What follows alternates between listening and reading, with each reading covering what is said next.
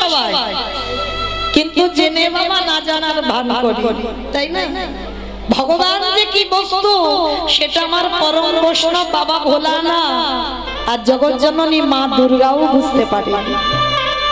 শুধু যে আমরা মনুষ্য কুলে জন্ম নিয়ে মা আমরা একাদশীর উপবাস করেছি না, আমার রঘুপতি রামচন্দ্রও করেছিল একাদশীর উপবাস।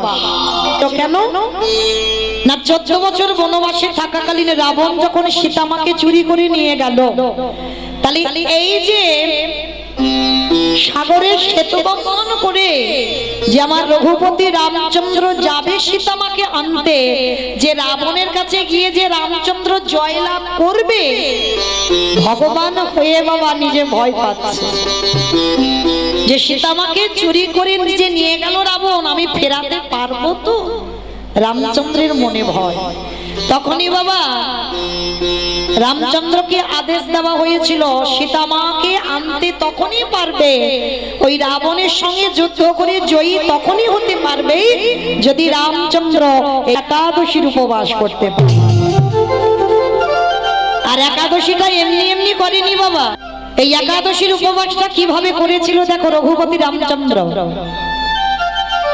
এই রামচন্দ্র বাবা একাদশীর আগের দিন একটা মাটির ঘর, স্বর্ণ নয়, রূপ নয়, তামা নয়, স্টিল নয়, মাটির ঘর একটা আম্রপত্র দিয়ে প্রতিষ্ঠিত করেছিল, আর তার উপরে একটা স্বর্ণ নারায়ণের মূর্তি প্রতিষ্ঠা করেছিল।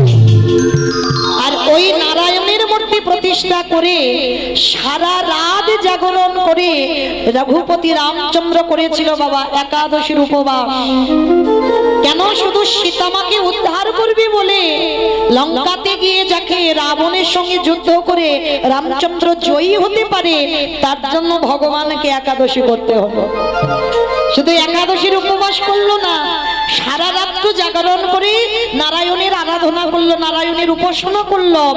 পরের দিন ওই ঘট গঙ্গায় ভাসিয়ে আর ওই যে স্বর্ণ মূর্তিটা তৈরি করেছিল নারায়ণের মূর্তি, ওই মূর্তিটা একজন ব্রাহ্মণকে দান করতে হয়েছে। ব্রাহ্মণকে দান করতে হলো। তারপরেই তো হনুমান ভল্লুকের দল এরা সাগরে একটা করে পাথর ফেলছে, পাথর ভাসছে। শুধু এরা যে কষ্ট করেছে তা নয়, আরো পশু পাখিরা কষ্ট করেছিল বাবা। দেখবে একজনের পিঠে একটু হাত বিলানোর চিহ্ন আছে, দেখবে কে জানো? কাঠবিড়ালি। এই কাঠবিড়ালিও আমার সীতামাকে উদ্ধার করবার জন্য অনেক পরিশ্রম করেছিল। একটা ক্ষুদ্র প্রাণ, মানে কাঠবিড়ালি আমরা যারা দেখেছি কতটুকু প্রাণ বলে, তো যখন দেখছে রামচন্দ্র সীতা হারিয়ে খাচ্ছে, তখন বসে বসে কাঠবিড়ালি ভাবলো যে আমাদের ক্ষুদ্র প্রাণ, আমরা কি সীতামাকে উদ্ধারের জন্য কোনো কর্ম করতে পারবো না? তখনই ওই কাঠবিড়ালি কি করছে জানো? একবার করে ওই সাগরে গিয়ে ঝাঁপ দিচ্ছে, আর গায়ে তো পশমগুলো লেগে আছে জল, আর ছুটে এসে ওই বালির উপরে গড়াগড়ি যাচ্ছে। আর বালির উপরে গড়াগড়ি গিয়ে এইবার যেখানে হনুমান আর ভল্লুক একটা করে পাথর ফেলছে, সেইখানে কাঠবিড়ালি গিয়ে একবার করে গায়ে থেকে বালিগুলো ঝেড়ে ঝেড়ে দিচ্ছে। তাতে কি হলো? এই যে পাথরগুলো এই যে এক জায়গায় জয়েন করা হলো, ওর মাঝখানে বালিগুলো ঢুকে এরাও বাবা ভগবানের সেবার কাজে লাগলো।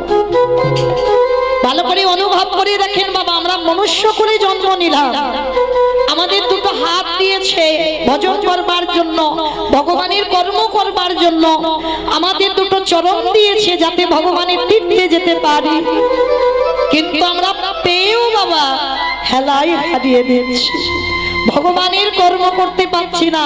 আর এদের ক্ষুদ্র প্রাণ, এরা ভগবানের জন্য পাগল, কর্ম করবার জন্য। ভালো করে বিচার করে দেখে, আমরা একটা সন্তান হারিয়ে পাগলিনী হয়ে যায়। আর সচিমার দশাটা কি গো? প্রথমে 8টা মেয়ে চলে গেল, দ্বিতীয়বারে বড় ছেলেটা চলে গেল, আবার ছোট ছেলেটাও চলে গেল। তাহলে কেমন মা অপরাধ করেছিল? নিশ্চয়ই তো বাবা কোনো অপরাধ ছিল যার জন্য মায়ের এই দশা। অপরাধটা কি জানো?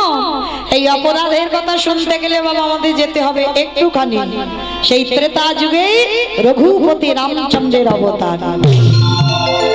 যার জন্য সচিমা কলিযুগে বসে বসে কাঁদছে অতগুলো ছেলে মেয়ে হারিয়ে। তাহলে অপরাধটা করেছিল কবে? শুনে নাও বাবা, যেদিন রামচন্দ্র গেল 14 বছর বনবাস। আচ্ছা বলেন তো মা, 15 বছর হলো না, 10 বছর হলো না, 13 বছর হলো না, একেবারে 14 বছর কেন হলো? কইকেয়ী মা কি স্বামীর কাছে বলতে পারতো না যে আমার রাম 10 বছর বনে যাক, 13 বছর বনে যাক, 12 বছর যাক, 15 বছর যাক, 14 বছর বললো কেন? কি বাবা, কারণ যদি না থাকতো তাহলে 14 বছরের উপরে চাপ দিয়ে বলতে পারতো? তাহলে 14 বছর বলেছে তার একটাই মাত্র কারণ, দশরথের যখন কোনো সন্তান সন্ততি হয়নি বাবা, পুত্রেষ্টি যজ্ঞ করে তবে তো পুত্র পেয়েছে। যজ্ঞের চারু পান করে, মানে যজ্ঞের চারু মানে পরমান্ন পান করেছিল, পরমান্ন সেবা করে এই রাম লক্ষ্মণ ভরত শত্রুঘ্নের জন্ম হয়েছিল। কিন্তু এর আগে দশরথ একটা অভিশাপগ্রস্ত ছিল, মানে গোটা সূর্য বংশে একটা অভিশাপ দেওয়া ছিল যে এই সূর্য বংশে যদি কোনো সন্তান জন্ম নেয় আর সে যদি 25 বছরের আগে রাজ সিংহাসনে বসে, তৎক্ষণাৎ তার অপঘাতে মৃত্যু হবে। অভিশাপ দিয়ে রেখেছিল। আর সেই অভিশাপটা শুনে দশরথ হেসে কথাটা উড়িয়ে দিয়েছিল। হায় হায় হায় হায়, কাকে অভিশাপ দিচ্ছ? আমার সূর্য বংশে তো কোনো বংশধরই নেই। পরে বাবা যজ্ঞ করে যখন রাম লক্ষ্মণ ভরত শত্রুঘ্নকে পেল আর ছেলেটাকে পেয়ে আনন্দে ভুলে গিয়েছিল বাবা দশরথ অভিশাপের কথা। কিন্তু মনে ছিল শুধু একজনে, সেটা হলো বাবা কইকেয়ী মা। মায়েরা একটা কথা বলি, যদি এখানে কেউ সৎ মা হয়ে আছো, যদি কেউ সৎ মা হয়েছ, তো চেষ্টা করো মা যেন কইকেয়ী মার মতো সৎ মা হও। সৎ মা মানে কি? কথাতেই উত্তর বেরিয়ে যাচ্ছে। দেখেন, সৎ মা হৃদয় তার পবিত্র হবে, হৃদয় তার সৎ হবে। মনে রেখো মা, যে যার হৃদয়ে মাতৃত্ব থাকবে, শুধু নিজের ছেলেটা ছেলে আর অন্যের ছেলেটা ছেলে নয়, সেটা কোনোদিন মায়ের হৃদয়ে আসে না। যদি তুমি প্রকৃত মা হও, তোমাকে যদি কেউ মা বলে ডাকে, তুমি নিজের ছেলেকে যেমন চোখে দেখবে, তার থেকে বাবা বেশি চোখে দেখতে হবে অন্যের ছেলেটাকে। কারণ নিজের ছেলের বেলায় যদি বাবা একটু কম দামি জামা কাপড় কিনে দাও, কিন্তু এই সব ছেলের বেলা তোমাকে দামি জামা কাপড় দিতে হবে। নিজের ছেলে বললে বুঝবে, কারণ ওটা তুমি তার মা। তোমার ছেলেকে একটা ছোট বাটিতে খেতে দাও, আর অন্যের ছেলেকে বাবা বড় বাটিতে খেতে দিতে হবে। যদি তোমার চরিত্রটা এমন হয়, তাহলে তুমি কিঞ্চিত কইকেয়ী মার চরিত্র অর্জন করেছো।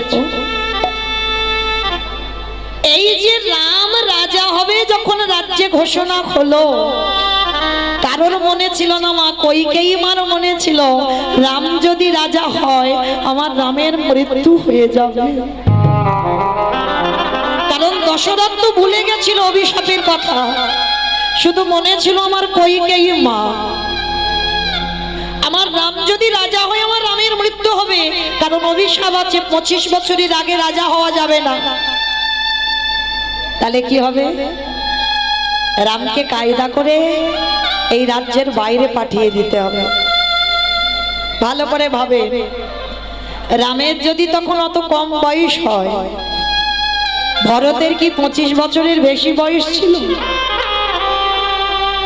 ছিল না তো। এই ত্যাগের জায়গাতে একটু লক্ষ্য করে, এদের বলবে মা, মরণ যদি হয় আমার ভরতের হোক, মরতে যদি হয় আমার ভরত মরুক, কিন্তু আমার রাম যেন ভালো থাকে। এত বড় কথা কইকেয়ী মা কাউকে বলতে পারেনি, কিন্তু আমার রাম জানতো ওই বনবাসে যাওয়ার আগে রাতের অন্ধকারে কইকেয়ী মাকে গিয়ে বলেছিল, মা আমি যদি বনবাসে না যাই, আমার জন্য কত যোগী মুনি ঋষিরা যুগ যুগ ধরে তপস্যা করছে, আমাকে পাবার জন্য কঠোর পরিশ্রম করছি, কবে রামের চরণ পাবো। আর আমি যদি অযোধ্যায় রাজ সিংহাসনে বসি, তাহলে তো আমি এদেরকে উদ্ধার করতে পারবো। তাই কৃপা করে তুমি একমাত্র আমার সেই মা, যে কথাটা কাউকে তুমি না বলে তুমি আমাকে বনবাসে পাঠাও। আর কইকেয়ী মা এই কথাটা গোপনে রেখে রামকে বনে দিল। ভরতকে 14 বছরের ভরতকে বনবাসে দিয়ে, হরি বল, রামকে বনবাসে দিয়ে ভরতকে রাজ সিংহাসনে বসালো। আর যেদিন আমার রাম ফিরেছিল বাবা অযোধ্যায়, অযোধ্যায় তো সাজো সাজো রব। যেদিনটা বাবা আমরা কালী পূজার দিন, দিওয়ালি, ওই দিন রামচন্দ্র ফিরেছিল বনবাস থেকে। যার জন্য বাবা ঘরে ঘরে মোমবাতি জ্বালা হয়, ঘরে ঘরে প্রদীপ জ্বালানো হয়। কেন? অযোধ্যা থেকে রাম চলে গিয়েছিল, সেদিন থেকে অন্ধকার নেমে এসেছিল।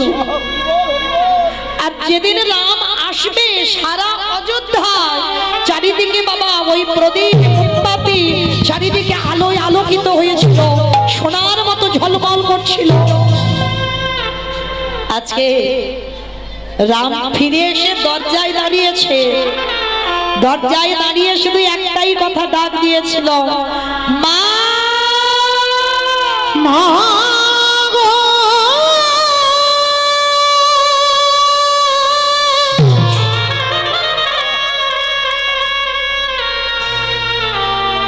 জনা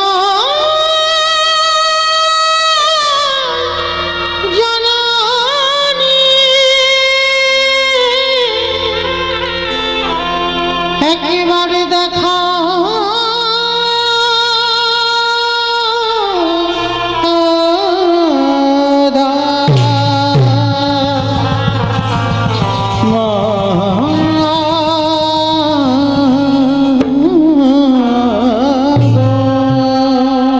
রামের মা কৌশল্যা এসে বলছে, বাবা এই তো আমি তোর মা, এই তো নাম, আমি তোমায় ডাকিনি তো। সুমিত্রা এসে বলছে, মা বাবা এই তো আমি তোর একটা মা, আমি তোমায় ডাকিনি তো। আবার তোর মা কোথায়? রাম 14 বছর পরে ফিরে এসে বলল, মা আমার কইকেয়ী মা কোথায়? চুপ, একটা কথা বলবি না। যে মা তোকে 14টা বছর বনবাসে দিল, যে মা তোর বাবার প্রাণটা নিয়ে নিল, সেই কইকেয়ী মাকে আমরা সবাই কারাগারে বন্দী করেছি। ওর মুখ আমরা কেউ দেখি না। রামচন্দ্র ওইখানেই বসে পড়েছি।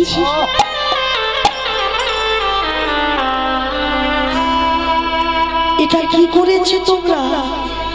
আমার কইকেয়ী মাকে কারাগারে দিয়েছে। হ্যাঁ দিয়েছি, ওর মুখ আমরা কেউ দেখতে চাই না।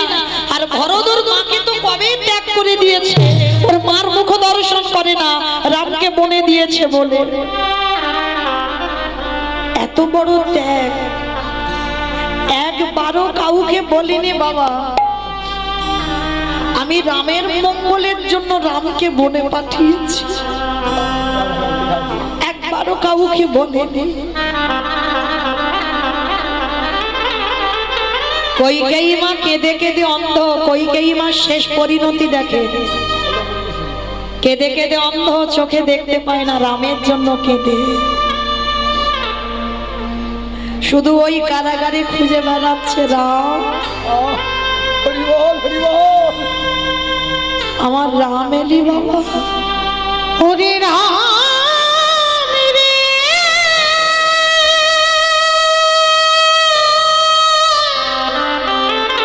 কতদিন আর কাঁদবো বলবো, কতদিন? তোরে আশা পথে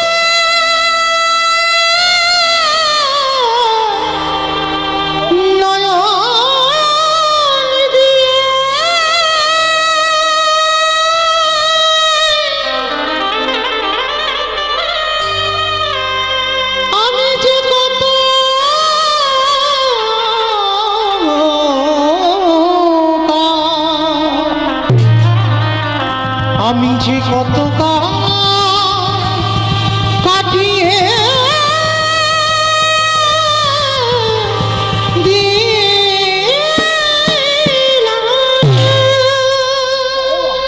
কারাগারে খুঁজে বেড়াচ্ছে রাম,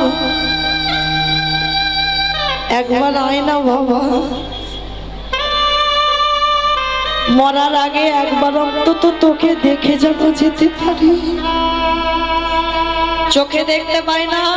রাম বনবাস থেকে ফিরে সবার প্রথমে কারাগারের দরজায় গিয়ে আছাড় খেয়ে রামের মাথাটা কইকেই মারছিল। নিতাই গৌর হরি বল, হরি বল, হরি বল।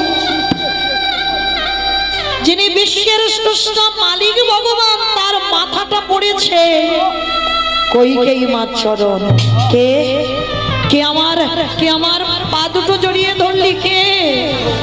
সর্বাঙ্গে হাত বুলাচ্ছে, চোখে তো দেখতে পাচ্ছে না। রাম বলে উঠল, মা। কে? কেমন মা বলি ডাকলো? কে তুই? আমি তোর রাম, নয়ন জলে মায়া।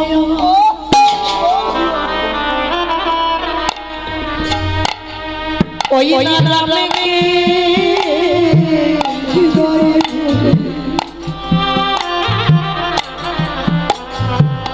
কাঁদি আর বলে লোকারে,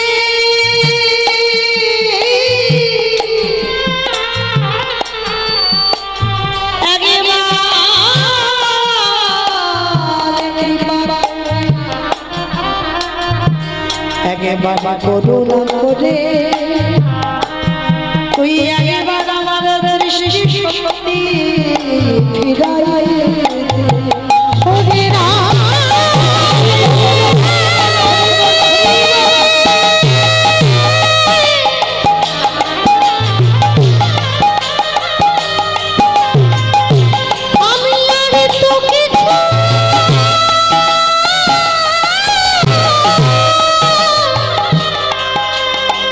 কিছু চাহি না,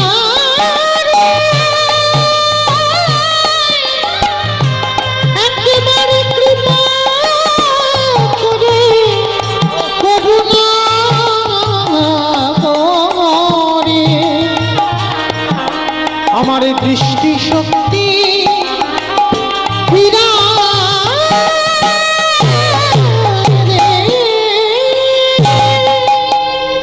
আমি ভক্ত বড়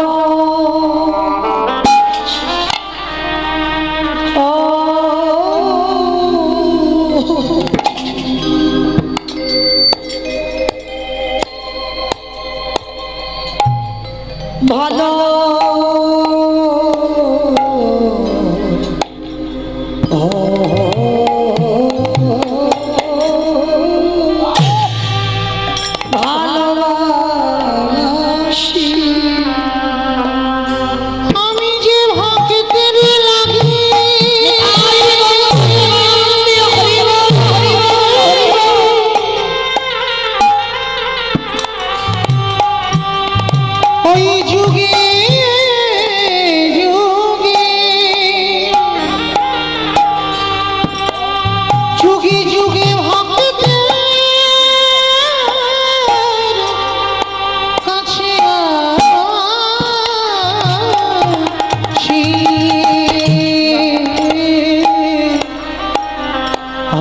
ভক্ত বড়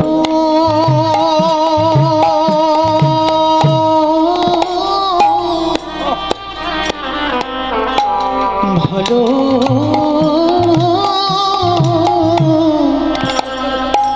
ভালোবাসি শুধু এই যুগে না,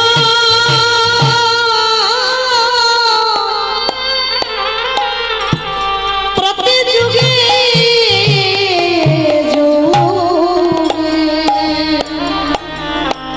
আমি যে ভক্ত বড়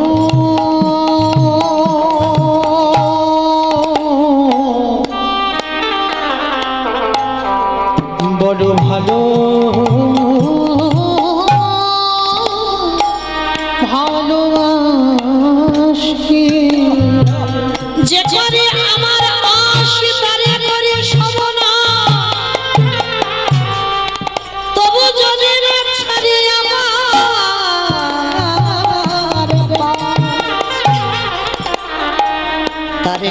হয়ে যাই আমি তার দাসে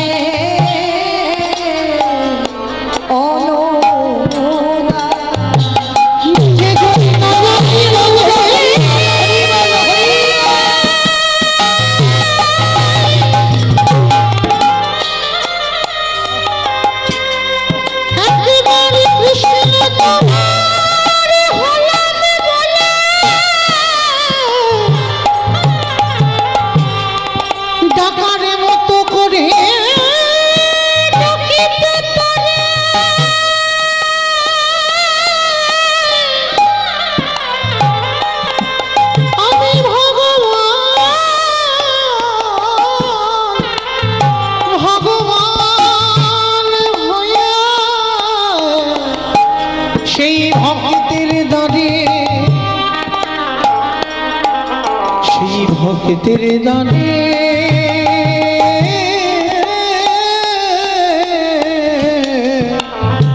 বাধা পড়ি। সেই কইকেয়ী মা এত ভালোবাসতো আমার রামকে, কিন্তু কৌশল্যামার অভিশাপে রামকে পরের জন্মে কইকেয়ী মার গর্ভেই আসতে হলো। যখন রাম বনে গেল, কৌশল্যা কেঁদে অভিশাপ দিয়েছিল, কইকেয়ী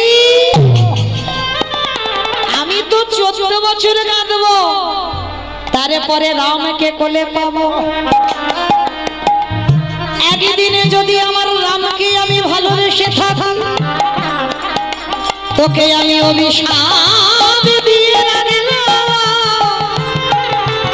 14 বছর পরে রাম ফিরে পাবো, কিন্তু আমি একজন মা হয়ে তোকে অভিশাপ দিলাম, যতবার তুই জগতে সন্তানের জননী হবি, ততবার তোকে জনমে জনম পুত্র হারা হতে হবে।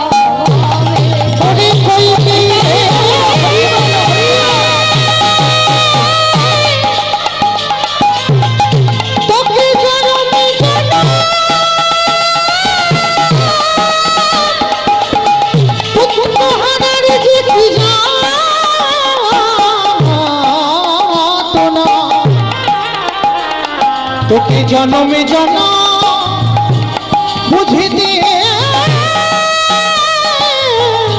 হবে। মনে রাখেন, অভিশাপ দিল জনমে জনম তোকে ভোগ করতে হবে সন্তান হারাবার বেদনা। সেই কৌশল্যার অভিশাপে কইকেয়ীকে আসতে হলো দেবকী হয়ে। দেবকী হয়ে প্রথম গর্ভে 6টা সন্তান হলো, কংস মামার হাতে মৃত্যু হলো। 7ম গর্ভে এলো বলরাম, ওই বসুদেবের প্রথম পত্নী রোহিণীর গর্ভে চালনা হলো।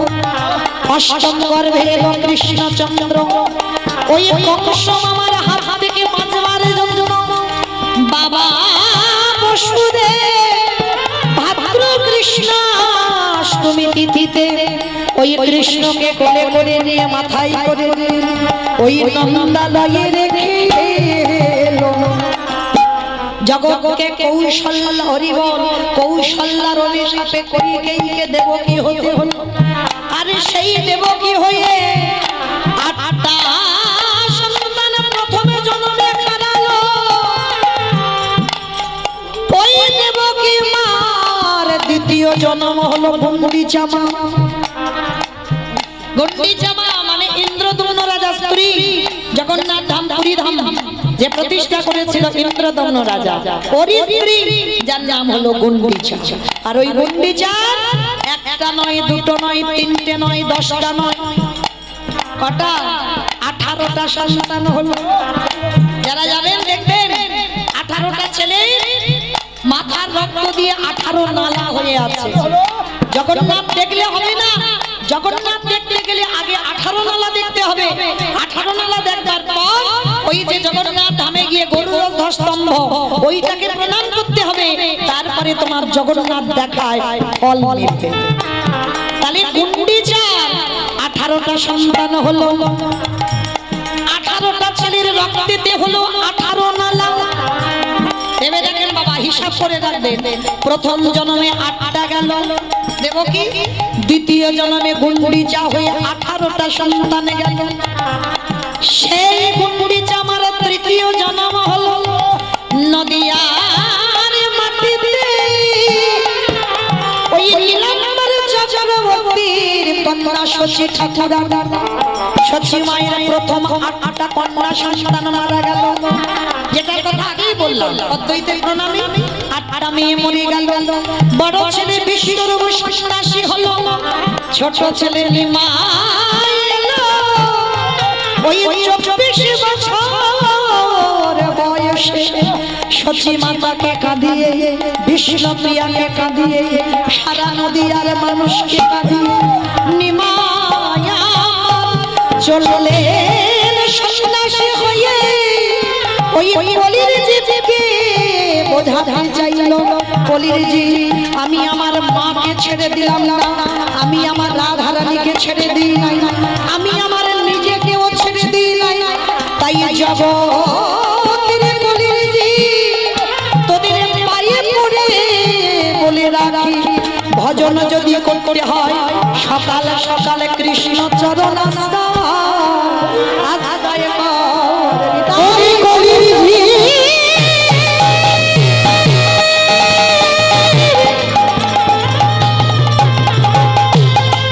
তোদের হাতে ধরে সবাই থাকিতে গৌরী গোবিন্দ সদনে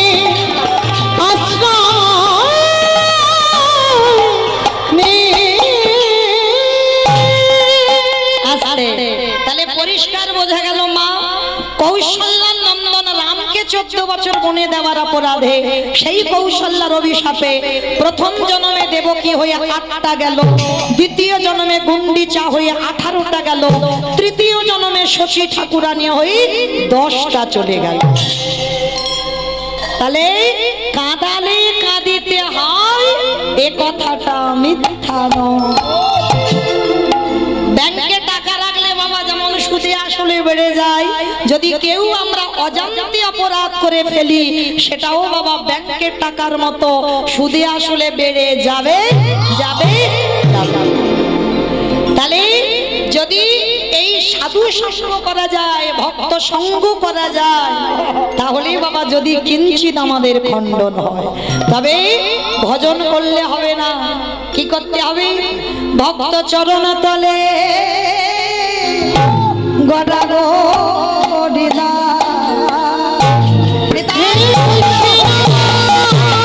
কৃপা কৃপা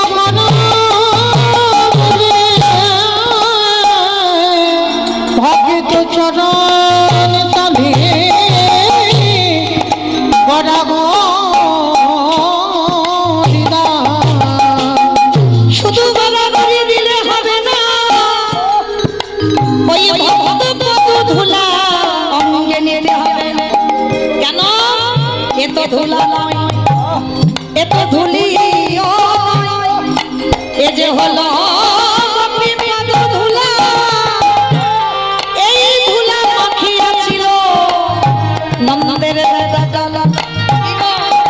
তাহলে এ ধুলো না, তাহলে ভগবানের কৃপা পেতে গেলে যারা আজকের উপবাস করে বসেছ, ভক্ত চরণ তলে গড়াগড়ি দাও।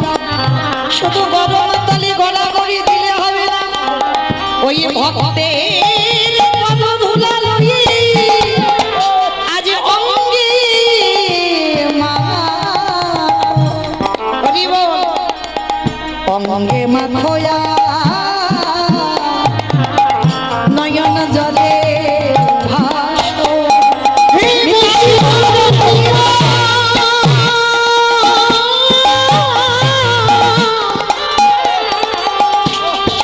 বৈষ্ণব কৃপা কর বলে বলে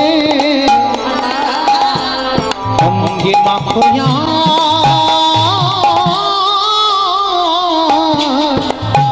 নয়নে জলে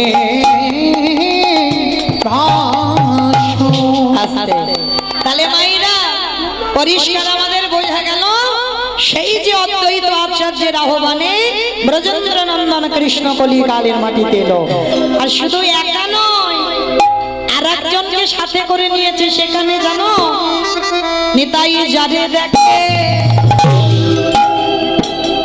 তারে মনে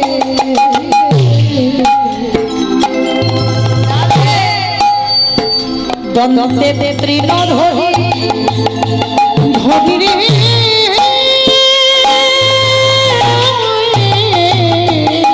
আস্তে। অমাইরা, তৃণ মানে কি গো? খড় এটা কাটি তৃণ মানে ঘাস। নিতাই চাঁদ দাঁতে ঘাস নিয়েছে বাবা। কেন ঘাস নিয়েছে? একটা কিরকম ব্যাপার হচ্ছে না, কথাগুলো দেখো। দাঁতে ঘাস নিয়েছে, দাঁতে ঘাস নেবে কেন? হরিনাম করবে কপ। সেই যে বাবা নিমায়ের মতো সেই গোপাল চপল গোপাল বলেছিল না, হরিনাম করবি কর, কিন্তু দরজা বন্ধ করে হবে না। হ্যাঁ, যার জন্য তো বৈষ্ণব অপরাধ করে ফেলেছিল না, বলে হরিনাম করবে করুক নিমাই, কিন্তু দরজা বন্ধ করবে কেন? কিন্তু বাবা ভগবানের বিচার আর আমাদের বিচার কি এক হয়? সারা দিনের বেলা কীর্তন হতো ওইটা বহিরঙ্গ ভক্তদের নিয়ে, আর রাত্রিবেলা যে কীর্তনটা হতো বাবা ওটা রস কীর্তন। তাহলে মনে রাখতে হবে মা, নিজ কুলে জন্ম হোক আর উচ্চ কুলে জন্ম হোক, যে কুলেই তুমি জন্মাও না কেন, কর্মটা তোমার ঠিক করতে হবে।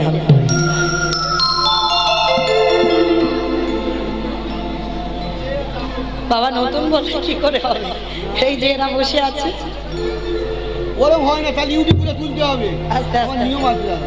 আস্তে কারো দিকে তোর শুনতে পারবো না, ইউটিউবে তুলে দাও, আমি করে দেবো একটু। আস্তে। কি বাবু জানে, ওই বাবুকে জিজ্ঞেস করো পাশে। যা রাধে। তো চলো আজকে জিজ্ঞেস করো সুতরাং রঘুনন্দন দাস। ভক্তদের ছাড়লে হবে, সবাই সব রকম বলতো। তাহলে তুমি জিজ্ঞেস করো না, ওটা বলবো। যা রাধে। আজকে আমরা সবাই আশ্রম করতে যাচ্ছিলাম বাবা ভক্ত রোহিতাস।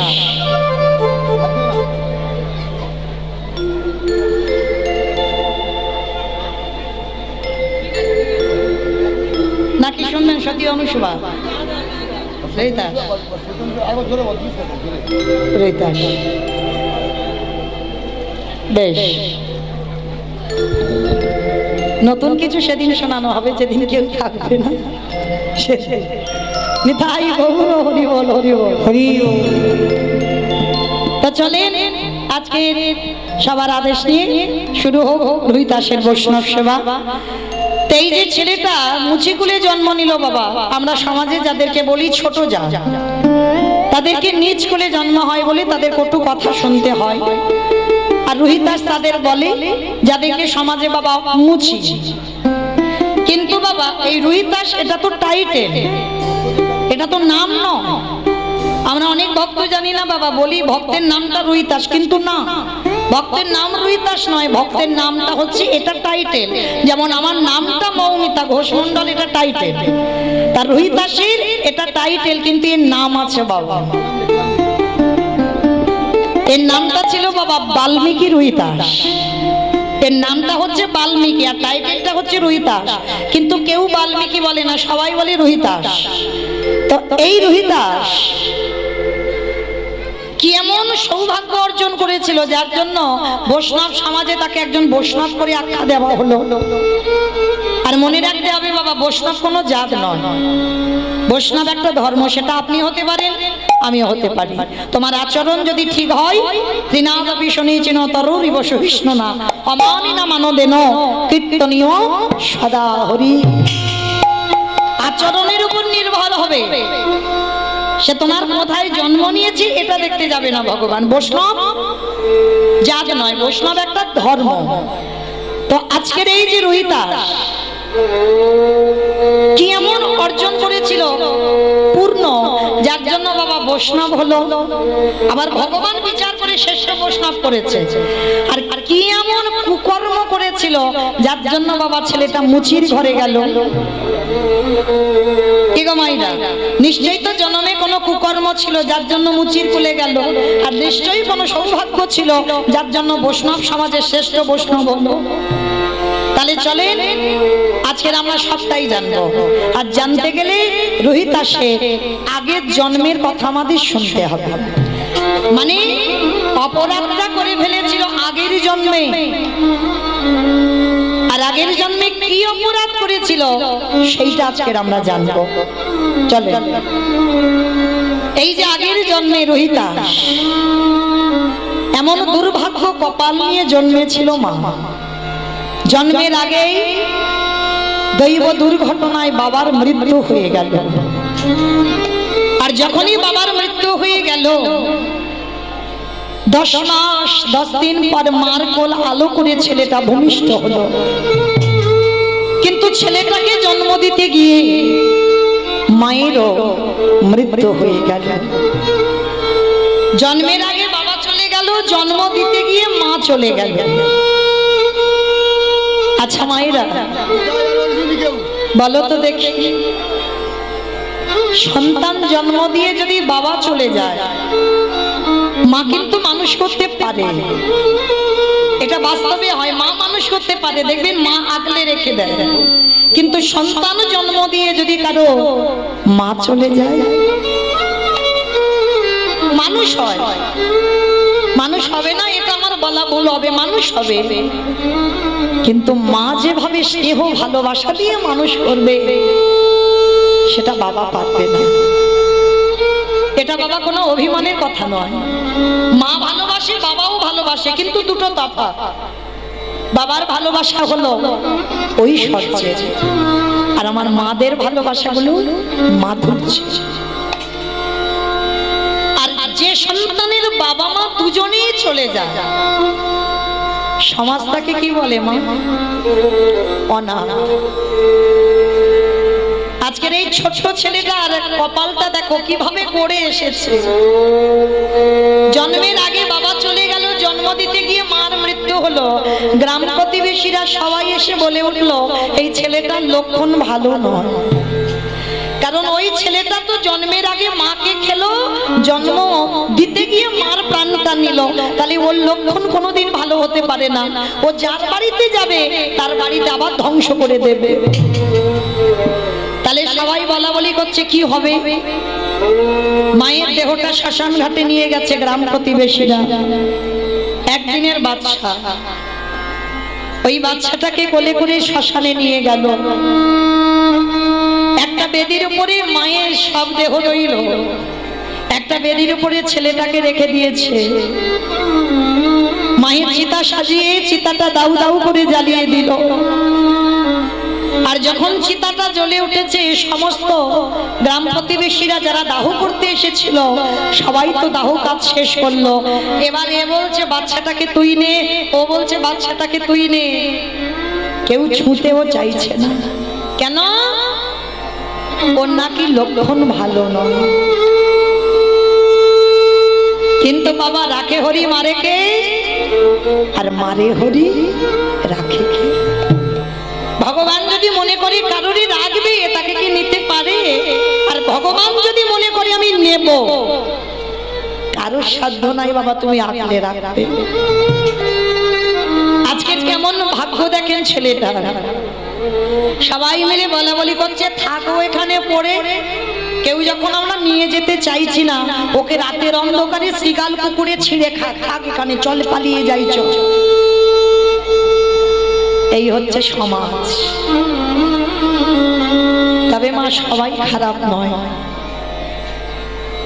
সমাজে যদি বাবা ভালো লোক না থাকতো, সমাজে যদি ধর্ম না থাকতো, তাহলে পৃথিবীটা কি এখনো দাঁড়িয়ে থাকতো? অধর্ম তো থাকবে, কিন্তু তার সঙ্গে সঙ্গে ধর্মও আছে, যার জন্য এখনো পৃথিবীটা দাঁড়িয়ে আছে। না হলে কবেই বাবা ভগবান ধূলিসাৎ করে দিত। আজকের ছেলেটার ভাগ্য দেখুন কেমন। ওই শ্মশানে রেখে গ্রাম প্রতিবেশী সবাই চলে গেল। ভগবান মনে মনে চিন্তা করছে একটু ভালো করে যাচাই করে নিতে হবে না যে ও আমার ভক্ত না ও আমার নকল ভক্ত। ভক্তকে যাচাই করবার জন্য সারা রাত বৃষ্টি হচ্ছে, সারা রাত মুষলধারায় বৃষ্টি। আর ওই একদিনের বাচ্চা সারা রাত বৃষ্টিতে ভিজেছে। সারা রাত যখন বৃষ্টিতে ভিজেছে, মা গলা থেকে কোনো আওয়াজ বের হচ্ছে না কান্নার, শুধু একটা পাখির বাচ্চার মতো চিঁচি করে আওয়াজ করছে। আর ঠিক ভোরের বেলা এক বুড়ি মা ওই শ্মশানের পাশ দিয়ে যাচ্ছে। যেতে যেতে ওই কান্নাটা শুনতে পেয়ে আরে মনে হচ্ছে শ্মশানে কেউ কাঁদছে না, কিন্তু এত ভোরের বেলা কে কাঁদে? ছুটে গেল বুড়িমা, আর গিয়ে দেখছে বাবা একটা পুটলিতে জোড়ানো ছোট্ট একটা শিশু বালক। ওই ছোট্ট শিশু সন্তানটাকে কোলে তুলে নিয়ে বলছে, প্রভু ভালোই হয়েছে, আমারও কেউ নেই আর এরও কেউ নেই। তাহলে এরও কেউ নেই, আমারও যখন কেউ নেই, আজকে থেকে ওকে আমি আমার কাছে রাখবো। লক্ষ্য করবেন মা কোথাকার সন্তান কোথায় গিয়ে দাঁড়াবে। ওই বুড়িমা নিয়ে গেল, আর বুড়িমা নিয়ে গিয়ে সারাদিন ওই মাধুকুরি করে যা পায় সেগুলো বিক্রি করে ওই বাচ্চাটার জন্য দুগ্ধ কিনে আনে। কত রাত ওই বুড়িমা নিজে খায় না, ওই সন্তানটাকে খাওয়ায়। আজকের খাওয়াতে খাওয়াতে ছেলেটার বয়স হলো 5 বছর। আর ওই 5 বছরের ছেলেটার অন্য কিছু খেলা নেই বাবা, ওর শুধু একটাই খেলা। কি খেলা জানো? রাধা কৃষ্ণ সেবিব জীবনে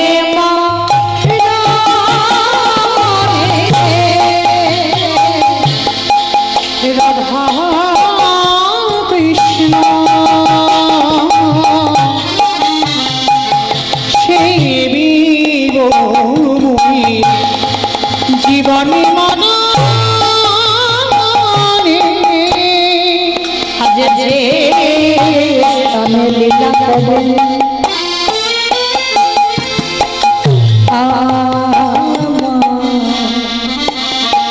যুগল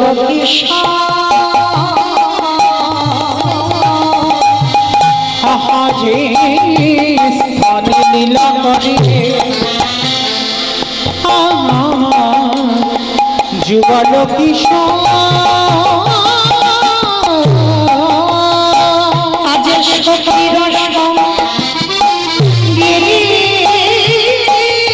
হইয়া, আজ সখীর সঙ্গিনী হইয়া আজ তাহে রাধা কৃষ্ণ জীবনী রাধা কৃষ্ণ জীবনী আজ বৃন্দাবনে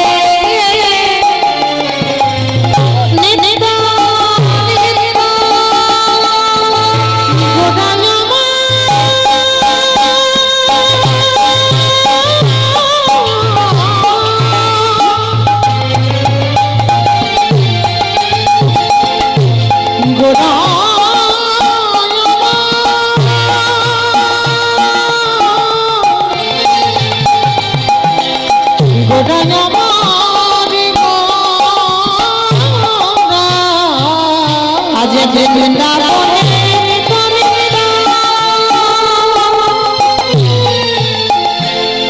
ওই যুগল লীলা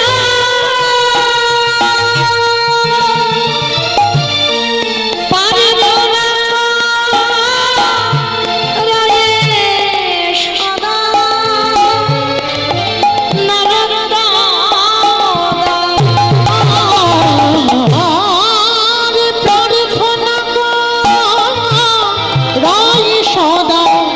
নরদা বলি ওই চরণ আমি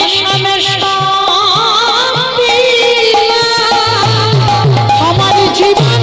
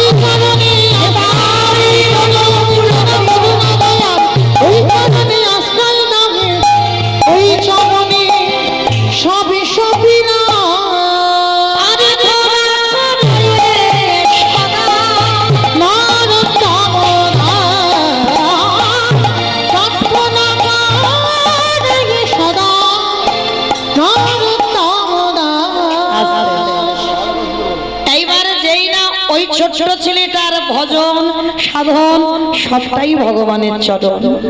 প্রথমে বাবাকে কেড়ে নিল, দ্বিতীয়বারে মাকে কেড়ে নিল, এইবার তৃতীয়বার যে বুড়িমা মানুষ করছে সেই বুড়িমাকে 3 দিনের জ্বরে ওই বুড়িমারও মৃত্যু হয়ে গেল।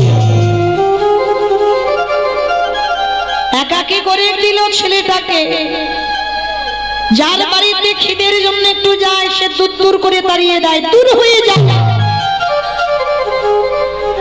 বাবা মাকে খেলিয়ে যে বুড়িমা মানুষ করছে তাকেও তুই খেলি, আবার আমাদের বাড়িতে এসেছিস খাবার জন্য, কেউ তোকে খেতে দেব না। সবাই দূর দূর করে তাড়িয়ে দিচ্ছে। একটা গাছের তলায় বসে বসে কাঁদে আর বলে, কৃষ্ণ আমি একবার যদি জানতাম তোকে ভালোবাসলে এত কষ্ট পেতে হয়,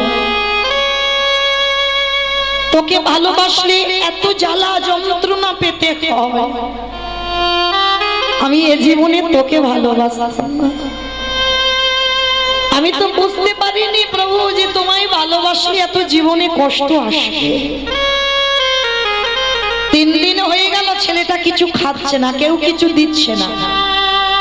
আর যখন 3 দিন কিছু খেতে পেল না, ওদিকে ভগবানেরও বড় খিদে, কষ্ট পাচ্ছে। কেন গো? এই কজন ভক্তের মধ্যে বাবা যারা দাঁড়িয়ে আছো, বসে আছো, আমি কীর্তনিয়া সম্প্রদায়, এই কজনের মধ্যে বাবা এমন এমন ভক্ত আছে যে সেবা দিলে তবে আমার ভগবানের সেবা হয়, আর যে সেবা না দিলে আমার ভগবান উপবাসে থেকে যায়।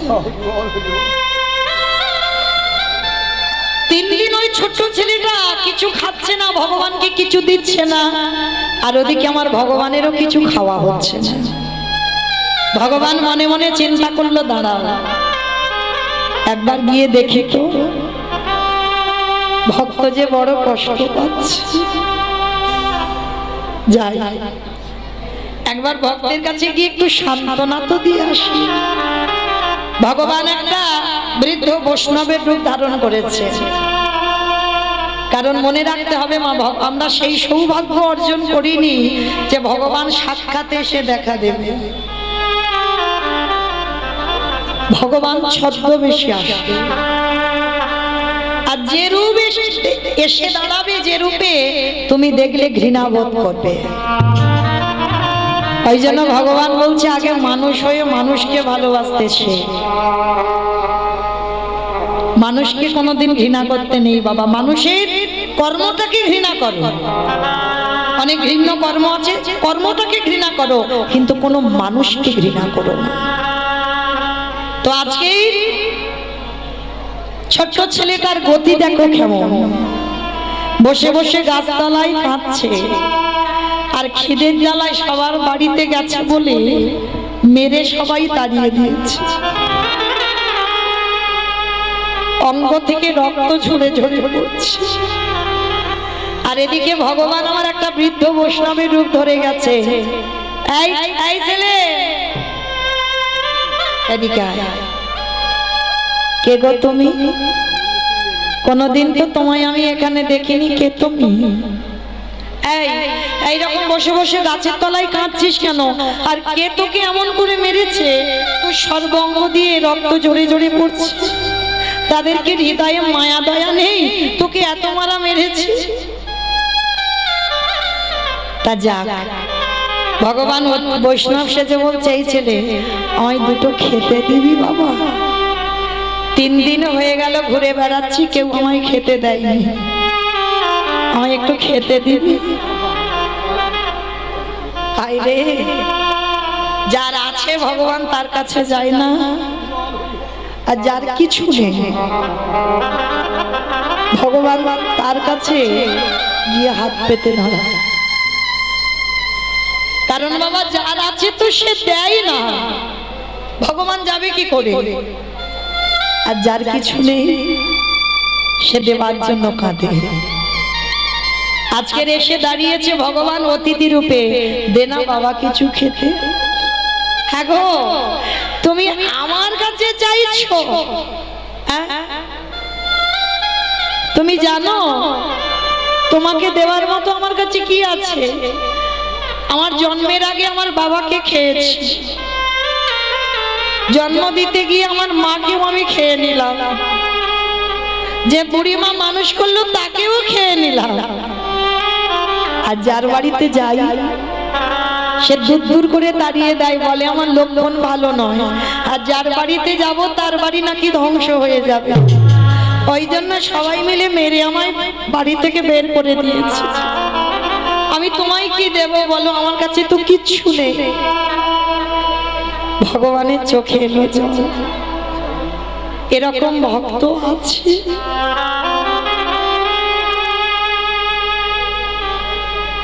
এমন সরলতা, এমন প্রেম, এমন ভালোবাসা আছে। এই ছেলে, তা ঠিক আছে, তুইও খেতে পাসনি 3 দিন, আমিও 3 দিন খেতে পাইনি। তাহলে একটা কাজ কর, তোর খাবারের একটা দিশা আমি বলে দিই। একটু দূরে যাবি, ওইখানে গিয়ে দেখবি একটা আশ্রম আছে। ওই আশ্রমে অনেক ছোট ছোট বাচ্চারা থাকে। যা, আজকে থেকে তুই ওই আশ্রমে গিয়ে থাকবি। আচ্ছা বাবা ঠাকুর, আমি আশ্রমে গেলে থাকতে দেবে কেন? আমার তো কেউ নেই গো জগতে, আমি যে অনাথ। আশ্রমে থাকতে গেলে বংশ পরিচয় তো কিছু লাগবে, আমার তো কিচ্ছু নেই। কে বলেছে? শোন, তোর কাছে যেটা আছে সবার কাছে সেটা নেই। সেটা কি গো মা? যেটা হলো ভক্তি। ওইটাই দিয়ে তো ভগবানকে জয় করা যায়। পাণ্ডিত্য দিয়ে পাওয়া যায় না ভগবানকে। পাণ্ডিত্য দিয়ে যদি পাওয়া যেত বাবা, তাহলে নিমাই নবদ্বীপের মাটিতে পণ্ডিত হয়ে সবকিছু ত্যাগ করে সন্ন্যাস হতো না। নিমাই যখন দেখলো আমার মধ্যে পাণ্ডিত্য এসেছে কিন্তু আমার মধ্যে ভক্তি নেই, পাণ্ডিত্য এলেই বাবা হৃদয়ে একটু অহংকারের দানা বাঁধবে। ওই জন্য পাণ্ডিত্য থাকলে ভজন হবে না, পাণ্ডিত্য এলেই তোমার ভক্তি চলে যাবে। যার জন্য নিমাই যখন বুঝতে পেরেছিল বাবা সবকিছু পাণ্ডিত্য ত্যাগ করে দিয়ে সব ছেড়ে দিয়ে চলে গেল। হা কৃষ্ণ, প্রাণ কৃষ্ণ বলে কেঁদে বেড়ালো। আজকে ছেলেটাকে বুঝিয়ে দিয়ে ভগবান কিছুক্ষণ পরে অন্তর্ধান হয়ে চলে গেল। আর ওই ছোট ছেলে ছুটতে ছুটতে গিয়ে ওই আশ্রমটা ছিল গুরু রামানন্দ ঠাকুরের আশ্রম। আর একেবারে রামানন্দের চরণে পড়ে একেবারে আছাড় খেয়ে পড়ে ডাকলো, গুরুদেব। কে তুই? আমার পা দুটো জড়িয়ে ধরে কাঁদছিস কেন? নাম কি? থাকিস কোথায়? বাবা মাকে? বাড়ি কোথায়? অনেক প্রশ্ন। ছোট ছেলে তার একটাই উত্তর, আমি অনাথ, আমার কেউ নেই। এই জন্য আমার পা দুটো জড়িয়ে ধরলি? হ্যাঁ রে বাবা, আমার আশ্রমে থাকতে গেলে কিছু নিয়ম আছে। বলো গুরুদেব আমায় কি করতে হবে? আমি করব। শোন, আমার এই গুরু আশ্রমে থাকতে গেলে তাকে মুষ্টি ভিক্ষা করতে হবে। আমার মুষ্টি ভিক্ষার একটা নিয়ম আছে। এই যে আমাদের শরীর যতক্ষণ চলবে ততক্ষণ বাড়িতে বাড়িতে ভিক্ষা করতে পারবো, কিন্তু এই যে মুষ্টি ভিক্ষাটার নিয়ম রামানন্দ স্বামী মাত্র 3টে বাড়ি।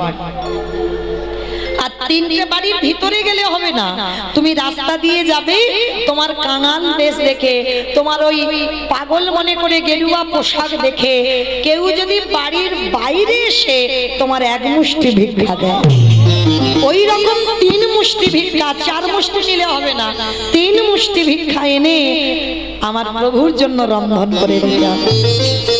কিরে ছেলে, পারবি? পারবো, পারবো গুরুদেব। তবে শোন, যদি কোনোদিন অন্যথা হয় সেদিন কিন্তু আমি গলা ধাক্কা দিয়ে আশ্রম থেকে বের করে দেব। ঠিক আছে গুরুদেব, আমি কথা কথা দিচ্ছি কোনোদিন আমার ভুল হবে না, আমি প্রতিদিন মুষ্টি ভিক্ষা করব। আশ্রয় পেয়ে গেল, আর যেই না গুরুদেবের আশ্রয়ে পেয়ে গেল, ভগবান মনে মনে চিন্তা করলো, প্রথমে ওর বাবাকে কেড়ে নিলাম, দ্বিতীয়বারে ওর মারে কেড়ে নিলাম, তৃতীয়বারে যে বুড়িমা মানুষ করলো তাকেও কেড়ে নিলাম, এইবার চতুর্থবার দেখি এইবার কি করে। মনে রেখো বাবা, যারা কৃষ্ণ ভক্ত হবে তাদের কোনোদিন দুঃখে শেষ হবে না। একটার পর একটা বাবা লাগাতার লেগে থাকবে, দুঃখ কষ্ট ব্যথা বেদনা, তারা জীবনে খুব সুখী হবে না। কেন জানো? অতিরিক্ত সুখ যদি তোমার মধ্যে এসে যায়, তুমি কৃষ্ণ ভুলে যাও। যত কষ্ট পাবে, যত ব্যথা বেদনা পাবে, তত কৃষ্ণ তোমার কাছে থাকবে। হরি বল, হরি বল। তো আজকে ছেলেটাকে কিভাবে বাবা কষ্টি পাথরের মতো ঘষে নিচ্ছে দেখো। ছেলেটা প্রতিদিন মুষ্টি ভিক্ষা করে। আর জানো মা, ওই গ্রামে এক জমিদার মার বাড়ি, প্রতিদিন ওই ছেলেটাকে ডাকে। সে মায়ের কোনো সন্তান নেই, কিন্তু একদিনও ছেলেটা যায় না, কারণ আদেশ আছে তো গুরুদেবের, কারোর বাড়ি অযাচিত ভাবে কিছু নেওয়া যাবে না। কিন্তু ভগবান আজকের পরীক্ষার মুখে ফেলেছে। কিরকম? ভগবান ডাক দিল, পবন দে, বরুণ দে, ইন্দ্র দে, যাও তোমরা এমন করে ঝড় বৃষ্টি তুলবে, ওই ঝড় বৃষ্টিতে যেন আমার ভক্ত আর আশ্রম থেকে বেরোতে না পারে। তারপরে দেখো কি হয়। সঙ্গে সঙ্গে বাবা পরিষ্কার আকাশ মেঘাচ্ছন্ন, মুহুর মুহুর বজ্রপাত, ঝড় বৃষ্টি প্রবাহ। রামানন্দ স্বামী ডাক দেয়, বাবা এখনো এখানে বসে আছিস, তুই মা ধুকুরিতে যাবি না? গুরুদেব, এত ঝড় বৃষ্টি, এই বড় বড় গাছ ভেঙে পড়ে যাচ্ছে, আর এই ঝড় বৃষ্টিতে কে আমায় দেখতে পাবে, কে আমায় মুষ্টি ভিক্ষা দেবে? গুরুদেব আপদার্থ, আমি তোকে বারবার বলেছিলাম গুরু বাক্য লঙ্ঘন করা যাবে না, তোকে রোজ মুষ্টি ভিক্ষা করতে হবে। যাচ্ছি যাচ্ছি গুরুদেব, তুমি বকো না, আমি এক্ষুনি যাব। ওই ঝড় বৃষ্টি বাদল মাথায় নিয়ে ছেলেটা বেরিয়ে পড়ল। আর যখন প্রচুর ঝড় বৃষ্টি হয় মা, কেউ কি বাড়ি থেকে বেরো? সারা গ্রাম ঘুরছে, কেউ এক মুষ্টি ভিক্ষা দিচ্ছে না। ঝড় বৃষ্টিতে তো সবাই বাড়িতে আছে, কে দেবে? হঠাৎ বাবা ওই ছোট্ট ছেলেটার মনে পড়ে গেল, গুরুদেব তো ঘরে আশ্রমে আছে, গুরুদেব তো দেখতে পাচ্ছে না। আমি একটা কাজ করি, ওই গুরু, ওই যে জমিদার মা প্রতিদিন আমাকে ডাকে সন্তান স্নেহে, আজকের ওই জমিদার বাড়িতে যাব। আর জমিদার বাড়িতে গিয়ে কিছু জিনিস অযাচিত ভাবে আমি চেয়ে আনবো। আর গুরুদেব তো জানে না, উনি কি আর দেখতে পাবে? আর আমি সেটা রন্ধন করে গুরুদেবকে দিয়ে দেব। এটাই ছিল বাবা সব থেকে বড় ভুল। এ ছেলে তো বুঝে উঠতে পারিনি রামানন্দ যোগী পুরুষ। আশ্রমে বসে থাকলে কি হবে বাবা? চোখ দুটো বন্ধ করলে ত্রিনয়নে বাবা সব কিছু দেখতে পেয়ে যাবে। সেইটা ওই ছেলেটা বুঝতে পারলো না, অযাচিত ভাবে জমিদার মার কাছ থেকে অনেক চাল ডাল নিল। আর চাল ডালের পুটলিটা নিয়ে আশ্রমে ফিরে এসে রন্ধন করে যেমন গুরুদেবকে দেয় গুরুদেবকে দিয়েছে। আর গুরুদেব যেমন ভোগ লাগায় আজকে ঠিক সেইভাবে ভোগ লাগাচ্ছে। আসন পেতে দিয়েছে, ডালাটা নিবেদন করেছে, আর নিজেই দুয়ারে বসে ধ্যানাযোগে দেখতে পাচ্ছে যে ভগবান প্রতিনিয়ত আসনে বসে দেখতে পায় রামানন্দ নিজের চোখে যে প্রভু আসনে বসে প্রসাদ পাচ্ছে। কিন্তু আজকে রামানন্দ স্বামী দেখছে ভগবান আসনে বসে প্রসাদ পাচ্ছে। এ কি হলো? তবে কি আমার এই প্রসাদের থালাতে কোনো ত্রুটি হলো? ফেলে দিয়ে ওটা বাদ দিয়ে নতুন করে আবার পারস সাজিয়েছে, সাজিয়ে আবার নিবেদন করেছে।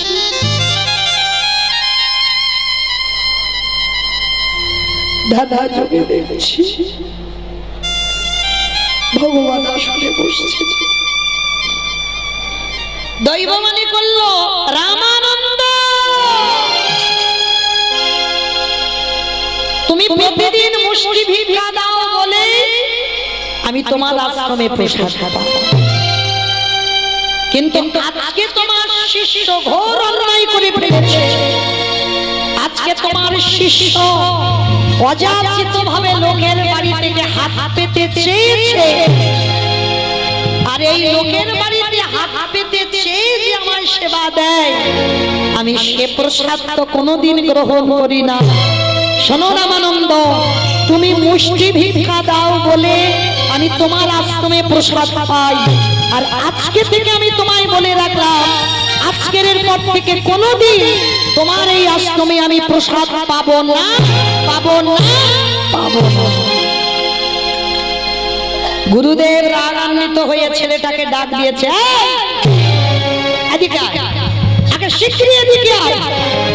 সত্যি করে বল, তুই মুষ্টি ভিক্ষায় গিয়েছিলিস? বাবা, যারা দেখবেন ছোট বাচ্চা তারা মিথ্যা কথাটা আগে বলে না, সত্যিটা আগে বলে ফেলবে, তারপরে মিথ্যা বলবে।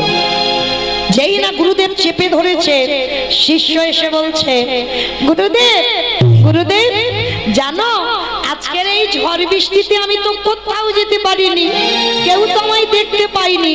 আর জানো গুরুদেব, আমি এক জমিদার বাড়িতে গিয়েছিলাম, আর সেই জমিদার মা আমাকে অনেক ভিক্ষা দিয়েছে। জানো গুরুদেব, আমাকে আর এক সপ্তাহ ভিক্ষায় যদি না যায়, আমাদের আশ্রমে কোনো অসুবিধা হবে না। অপদার্থ, তোর এত বড় স্পর্ধা, তুই গুরু বাক্য লঙ্ঘন করলি। আমি তোকে বলেছিলাম আমার আশ্রমে সেবা দিতে গেলে মুষ্টি ভিক্ষা লাগবে, তুই ভুলে গেলি আমি যোগী পুরুষ, আমি মুষ্টি ভিক্ষা দিয়ে সেবা দিই বলে প্রভু সেবা পাই।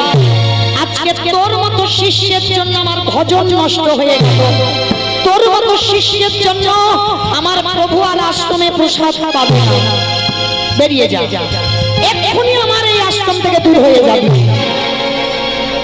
চরণটা গুরুদেবের জড়িয়ে ধরেছে, গুরুদেব, গুরুদেব আমাকে মারো, আমাকে মারতে মারতে তুমি মেরে ফেলে দাও, কিন্তু তুমি চরণ ছাড়া করো না, পাটা ছেড়ে দে, পাটা ছেড়ে দে বলছি, পাটা ছেড়ে দে।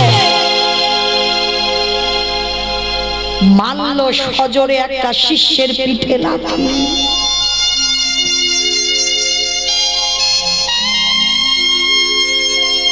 এত জোরে লাথি মেরেছে মা, ছোট বাচ্চা তো, পিঠে খড়মের চিহ্নটা পড়ে গেছে। কত জোরে লাথি মারলে তবে মা খড়মের চিহ্ন পড়ে বলো তো? তবু পা ছাড়ছে না।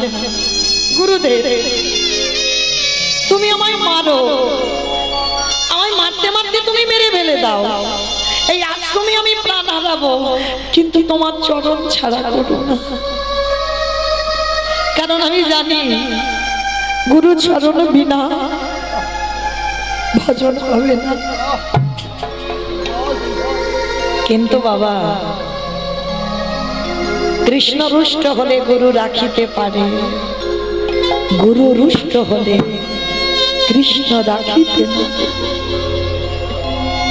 যদি কোনো শিষ্যের উপরে গুরু রুষ্ট হয়ে যায়, তার ভজন সব শেষ। গুরুদেব লাথি মেরেছে, ওটা আশীর্বাদ ভেবে নিয়েছে, পা দুটো জড়িয়ে ধরেছে, আমাকে মেরো না, কিন্তু আমাকে তাড়িয়ে দিও না, যেটা বলবে আমি করবো, কিন্তু তাড়িয়ে দিও না। গুরুদেব, তোমার চরণ বিনা আমার কেউ নেই। তবে রে, এত করে লাথি মারলাম তবু যাচ্ছিস না, তবু আমার পা দুটো জড়িয়ে ধরে আছিস, এমন শিষ্যের মুখ দেখাও মহাপাপ। তোর মতো শিষ্যের জন্য আমার ভজন নষ্ট হয়ে গেল। পা যখন এখনো ছাড়ছিস না, আমি এই মুহূর্তে তোকে অভিশাপ দিলাম, গুরু বাবা অমান্য করার অপরাধে তোকে এর পরের জন্মে যেতে হবে একটা মুচি কুলে। যেই না বলেছে মুচির কোলে, শুধু মুচির কোলে যাবি না, এই মুহূর্তে আমি তোকে অভিশাপ দিলাম, তোর আজকে সারা দিনের মধ্যে তোর জন্ম হয়ে যাক শেষ। না না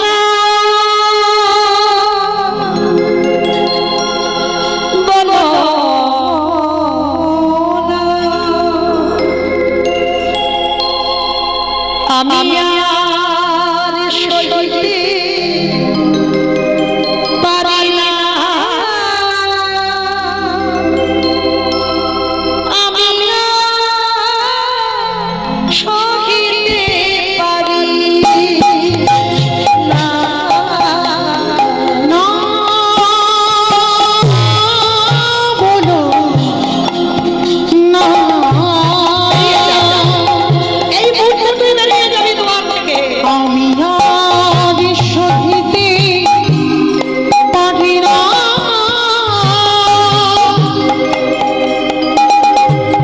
আমি আর সহিতে পারি না, না বলো না। চিরবান চিরধনে যে তুমি আমারে ছাড়িয়া তুমি যেও না, আমারে ছাড়িয়া তুমি যেও না। চিরবাঞ্ছিত ধন যে তুমি আমায় ছাড়িয়া তুমি যেও না, আমায় ছাড়িয়া তুমি যেও না, না বলো না। ও গো গো গো গে।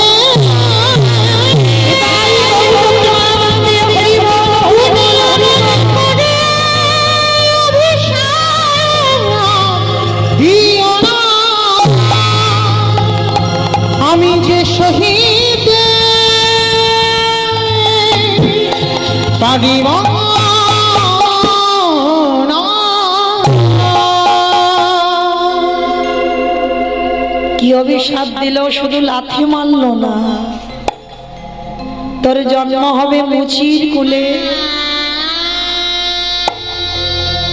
আজকে 24 ঘন্টার মধ্যে তোর জীবন হবে শেষ। এতক্ষণ যে ছেলেটা চরণ ধরে কাঁদছিল, পাটা ছেড়ে দিয়েছে। ঠিক করেছ গুরুদেব, তুই ঠিক করেছ। আমার মতো পাপীর কোনো অধিকার নেই তোমার চরণ সেবা করার। গুরুদেব, এই যে তুমি আমায় অভিশাপ দিলে, আমি মুচি খুলে যাব, কিন্তু গুরুদেব তোমার চরণে আমার নিবেদন। আমি রাম জানি না, নারায়ণ জানি না, আমি কৃষ্ণ জানি না, আমি ওই মুচি কুলে গিয়ে যেন আমি গুরু চরণ ভুলে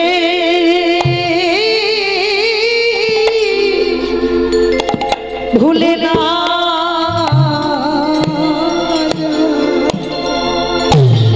আমি যে ওই চরণে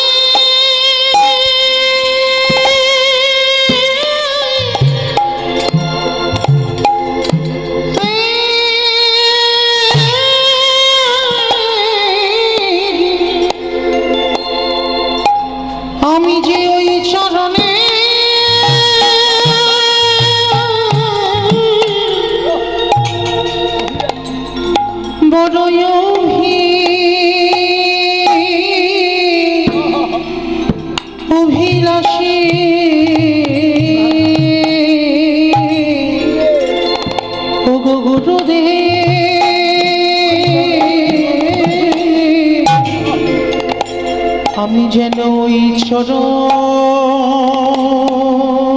যেন কোনোদিনও ভুলে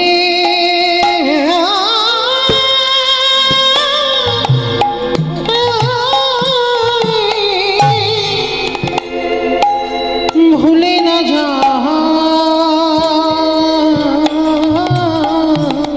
অগদয়াল গুরুদেব নদীর ঘাটে নৌকা যদি না বাঁধা থাকে, যদি গুরু রূপে বৃন্দাবী,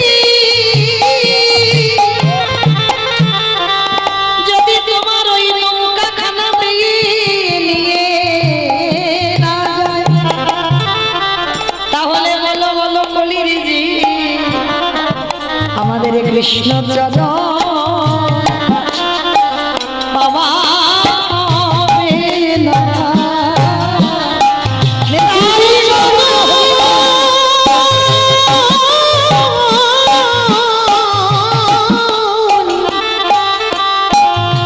এবারে গুরু চরণ আশ্রয় না করিলে আমাদের কৃষ্ণ চরণ পাওয়া হবে না। আজকে ছেলেটাকে এত কথা বলছে, মারলো, মুচির কোলে জন্ম দিল, বললো আজকেই তোর মৃত্যু হয়ে যাবে, তবু বলছে গুরুদেব আমি উচ্চ কুলে যাই আর নিচে কুলে যাই,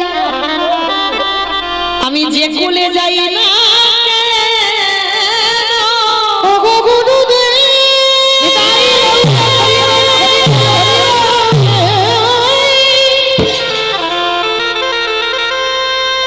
যে কুলে যেন হোক না কেন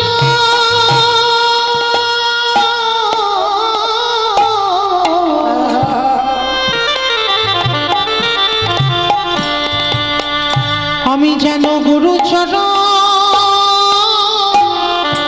ভুলে না যাই। গুরুদেবের শিষ্যকে ধরে বলল খোকারে আমি বড় অপরাধ করে ফেললাম, আমি রাগে বসে ক্রোধে বসে তোরে অভিশাপ দিয়ে দিলাম, কিন্তু তোরে মতো শিষ্য আমি দেখি না, এত মারলাম এত বগলাম এত অভিশাপ দিলাম, তবু তুই আমার চরণ ছাড়বি না। গুরুদেব আশীর্বাদ করো, আমি যেন মুচি কুলে গিয়ে সবাইকে ভুলে যাই, আমি যেন তোমার চরণ না ভুলি। আশীর্বাদ দিল, তথাস্তু তাই হবে বাবা। ছেলেটা গুরুকে প্রণাম করে স্নানে নেমেছে দুপুর বেলা। বাবা মৃত্যু যদি কপালে থেকে থাকে, তুমি ঘরের ভিতরে থাকলেও বাবা তোমার মৃত্যু হবে। তোমার কপালে যদি আজকের মৃত্যু লেখা থাকে, কোথা থেকে মৃত্যু হবে তুমি কল্পনা করতে পারবে না। যে ছেলে সাঁতার জানে বারাণসী নদীর জলে স্নান করতে নেমেছে, আর কখন পাপ পিছলে এমন করে পড়ে গেল, ছেলেটা ওই বারাণসী নদীর জলেই ডুবে প্রাণ চলে গেল। গঙ্গার জলে প্রাণ চলে গেল। আর ওই ছেলেটার মৃত্যুর পর পরবর্তী দিনে আসছে ওরই কাছাকাছি কাশীধামে, বারাণসীর পাশেই কাশীধাম, কাশীধামে জন্ম নিল ভক্ত রহিতা। কাশীধামে জন্ম নিল ভক্ত রহিতা, কাশীধামে জন্ম নিল ভক্ত রহিতা। উলুধ্বনি হরিধ্বনি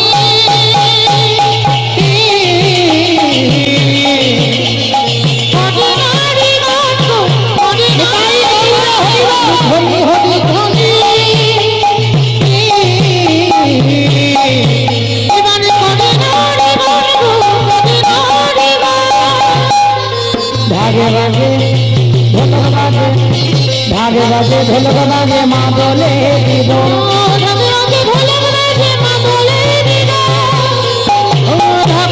ঢোলক বাজে মাদলের দোল গো, ঢাক বাজে ঢোলক বাজে মাদলের দোল। উলুধ্বনি উলুধ্বনি হরিল ভুবন গো, হরিল ভুবন, হরিল ভুবন গো, নিতাই গৌর হরি বল, হরি বল। জন্ম হলো জনমে হলো আজ ভক্তের, জনম হলো ভক্তের আজি, জনম হলো ভক্তের আজি, জনম হলো। মুচিপাড়াতে রাঘব রহিদাসের ঘরে ছেলেটার জন্ম হলো, কিন্তু জন্মাবার পরে মা হয়ে গেল জাতিস্বর। আমার এখানে কারা কারা জাতিস্বর আছে একটু উলুধ্বনি দাও তো দেখি। প্রেম শেষ। বেশ বাবা, বুঝতে পারছো এরাই হলো জাতিস্বর। দেখে নাও কারা কারা উলু দিল। মানে এই হচ্ছে কীর্তন। বাবা ডুবে গেছে, বুঝতে পারছে না আমি কি বললাম।